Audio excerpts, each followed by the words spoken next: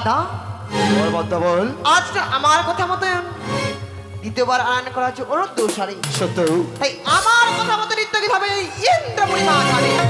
হ্যাঁ হ্যাঁ এমনই কি নৃত্য গীত তোমার দর্শনে করতে চাও তুমি? দাদা বলো। আমি আশার প্রতি শুনিয়া আছি অনিরুদ্ধ আর